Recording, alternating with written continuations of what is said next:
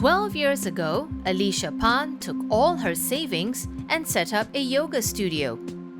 What I saw in the market was a little bit of a gap. It's either you were not doing yoga or you were an expert at yoga. There was nothing in between. The unique selling point of the brand was accessibility. Where people didn't have to feel intimidated, they could come into our spaces. So everything, every touch point of the business, these at levels where people can feel welcome from any walk of life. At the time, Alicia was a singer-songwriter and part-time yoga teacher. She and her then fiancé Peter started the business with an initial investment of around $90,000. We started really frugally, and it was a bootstrap business. We just put kind of all our savings in. We pretty much did everything ourselves. We didn't borrow any money from anybody. The only money that I took, I remember, was from my father. He looked at our entrance and said, "You all need to change the door. Here is a couple of $100. Go and buy a new door." The initial months were filled with uncertainty. It was very irresponsible at the time. We were just dating. We got engaged and then we started a joint account together and we said, let's set up a business together. Obviously in the first few months we were a little bit, didn't know how it was going to play. First few weeks we were empty classes and I was like, oh, I don't know if this is going to work. 6 months in, we got our first full class. Soon, they had so many clients, the waitlist for their classes began to grow. That's when Alicia decided to double down and open her second studio. So actually jumping from the first studio to the second studio, it was a massive change for us. The rent itself was double. And obviously being startup business owners, it's terrifying. For example, $10,000 rent to a $21,000 rent is a massive jump for us. At that time we didn't have a family, we didn't have children, we didn't have a lot of responsibility outside of our career path. So why not, right? I mean, we were in our mid-20s, we were hungry and said, look, this is a massive opportunity for us to just kind of do really well in life. Alicia's wager on creating an accessible yoga brand has paid off. Today, Yoga Movement has 10 outlets in Singapore and recently opened a studio in Hong Kong. The group has also brought in a new brand under its wing. We wanted to diversify outside of yoga for a really long time now. So we got to catch up with the Strong Pilates founders who are based in Australia. And the brand really resonated with us. We are at 4 locations in Singapore. While Yoga Movement is in expansion mode now, it's had to deal with its share of black swan events.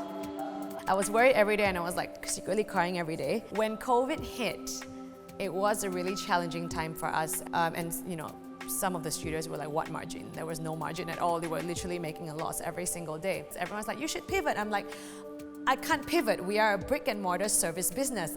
What would you like me to pivot to? Online classes and online sales of accessories helped them to stay afloat. But that wasn't the only challenge. We were at, I think, 200 staff at the time, part-times included.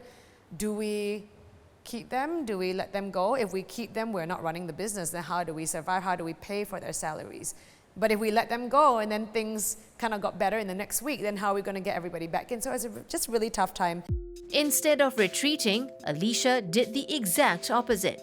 She opened 4 new studios during the pandemic. But we needed to instill confidence in both our clients and our team, coupled by the fact that we were cash positive at that time and we did have capital to lay out on new things and new ideas. So I think we were very fortunate during that time that we were able to self-fund and keep going. Since the beginning, Yoga Movement's growth has been organic, scaling only when there was enough demand without relying on external funding or loans.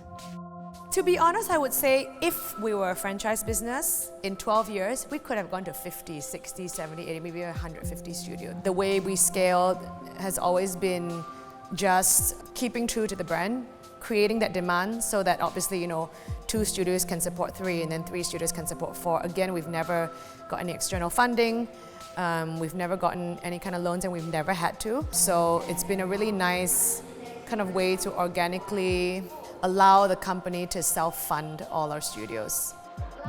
It was only in 2023, after 11 years of operation, that the group decided to team up with an external partner who could add value and help the business expand overseas.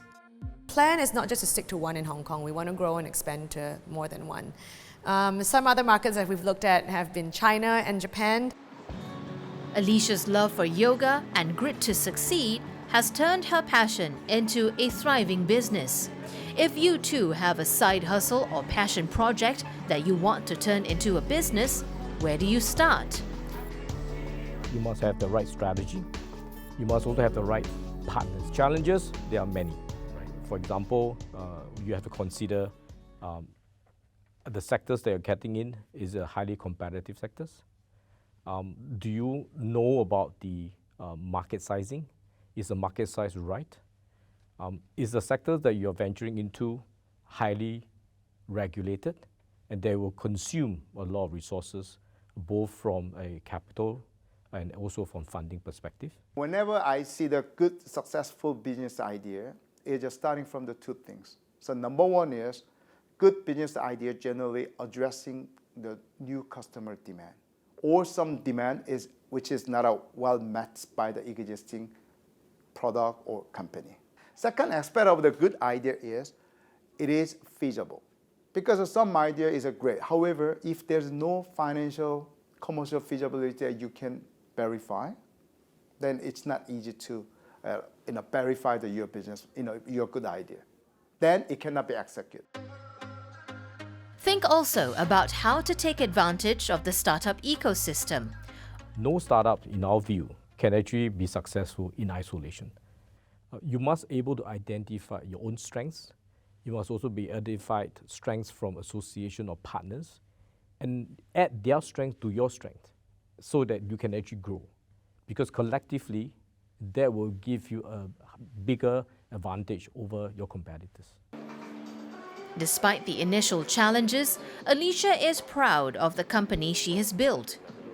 We started Yoga Movement without a plan, but it is important because, 3 years in, I was like, we should have created a plan, because if you don't know what you're trying to achieve for yourself out of the business, it can lead to a lot of pain and resentment down the road.